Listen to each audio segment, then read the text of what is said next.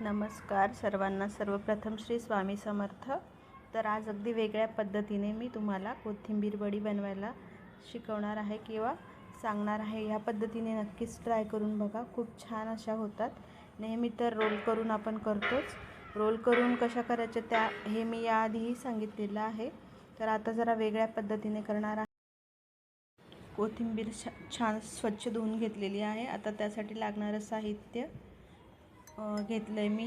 हिरव्या मिरच्या, लसूण, जिरे, तीळ, धनेपूड, हळद, ओवा, रवा थोडासा आणि बेसन पीठ आपल्याला लागणार आहे. अशा पद्धतीने हे साहित्य मी घेतलेलं आहे.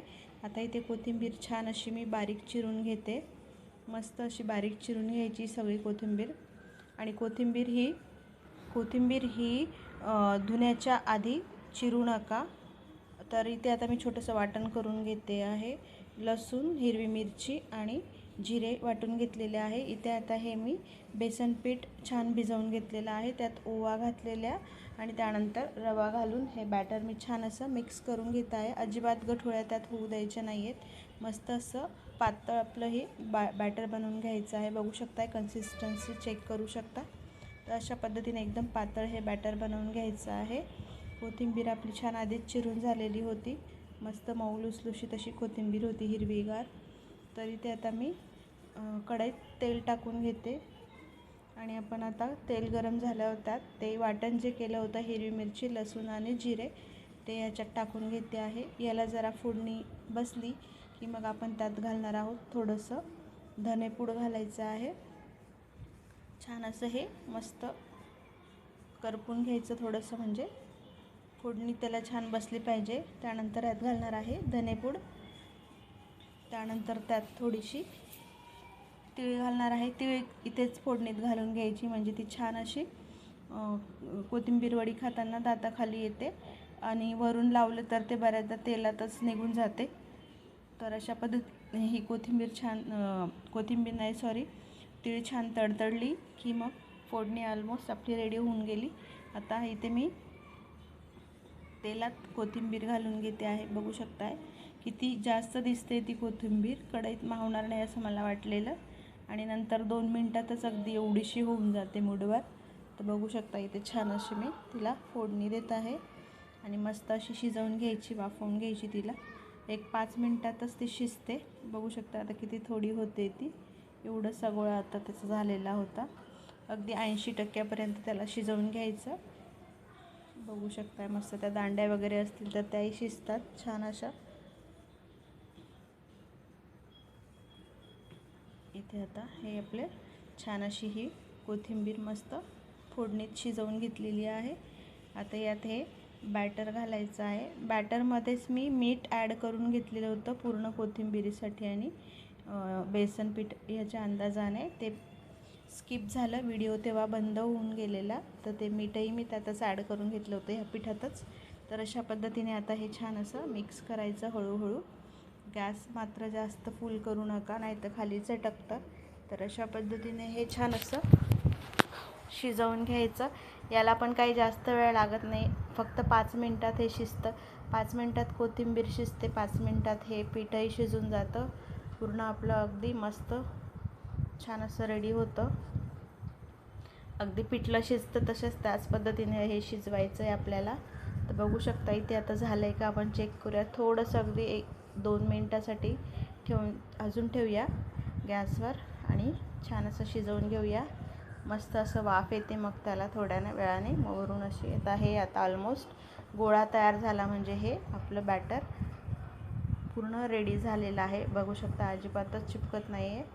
तर अशा पद्धतीने आपलं हे बॅटर रेडी झालेलं आहे. आता मी डब्याला, तुमच्याकडे केकचे टीन असतील, स्क्वेअर असेल तर अजूनच छान. माझ्याकडे गोलच टीन होते, तर मी ताटात लावलं तरी चालतं. अशा पद्धतीने आता हे सगळं डब्यात ओतून घेते मी केक टीनमध्ये. अशा पद्धतीने आता ह्याला छान असं स्प्रेड करून घ्यायचं. थोडं गरम होतं म्हणून हाताला चटके लागत होते.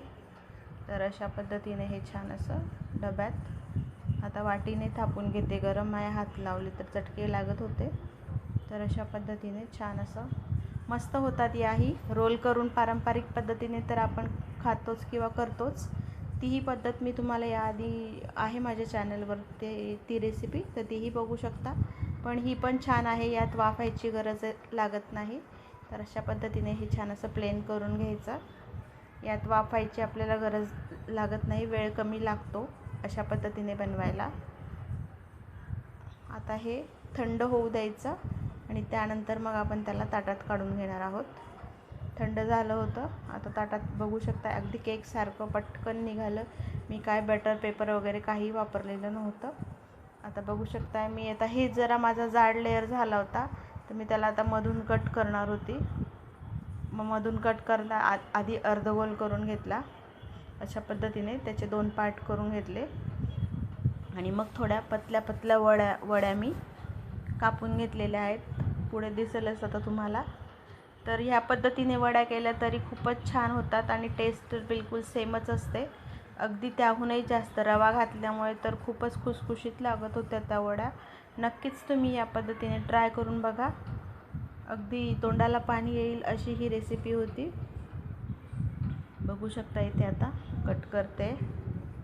आता हे जाड लेअर होता म्हणून मी ह्याचे परत 2 पार्ट करून घेतले, म्हणजे आपल्या बारीक बारीक वड्या पडतील अशा पद्धतीने. बघू शकता आता हव्या त्या आकारात आपण त्यांना कट करून घेणार आहोत. आणि हो, चॅनलवर नवीन असाल तर लाईक, शेअर आणि सबस्क्राईब करायला मात्र विसरू नका. आणि व्हिडिओ न स्किप करता बघत जा, व्हिडिओ पूर्ण बघा आणि रेसिपीज ट्राय करून बघा. आता इथे आपण शालो फ्राय करून घेणार आहोत. डीप फ्राय करत नाही आहे, तुम्ही डीप फ्रायही करू शकतात, काही हरकत नाही. पण मी कमी तेलाचा वापर करणार आहे, तर मी शालो फ्राय करून घेते. इथे आता मी हव्या तितक्याच वड्या शालो फ्राय करून घेणार.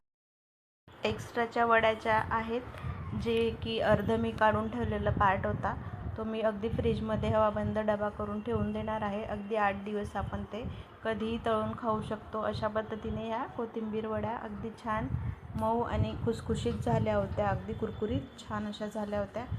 ते बघू शकता आता ते तेलामध्ये ना तीळ केल्यामुळे तेलाला असा फेस दिसतोय आणि ते राईस ब्रॅनचं तेल होतं म्हणून जरा लाल दिसतंय. तर अशा पद्धतीने बघू शकता आपल्या ह्या कोथिंबीर वड्या बनवून अगदी रेडी झालेल्या आहेत. अगदी हलक्या झाल्या होत्या. तर बघू शकता अशा पद्धतीने तुम्हीही या कोथिंबीर वड्या अशा पद्धतीने ट्राय करून बघा. आणि चॅनलवर नवीन असाल तर सबस्क्राईब करा. आता हा उरलेला पार्ट मी फ्रीजमध्ये ठेवून देणार आहे.